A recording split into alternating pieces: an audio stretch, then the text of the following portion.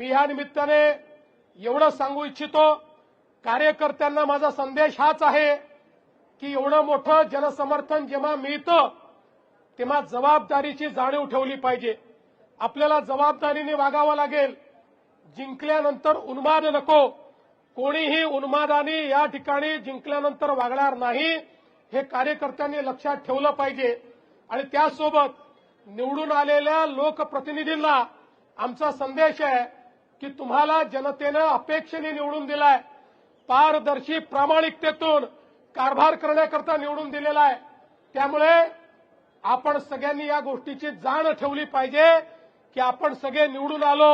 मोदीजींवर जो विश्वास आहे, भाजपावर जो विश्वास आहे, या विश्वासामुळे आपण निवडून आलेलो आहोत. त्यामुळे कुठेही या विश्वासाला तडा जाणार नाही. अशा प्रकारचं वर्तन कार्यकर्ते, नेते आणि निवडून आलेले नगरसेवक करतील, हा विश्वास मला आहे.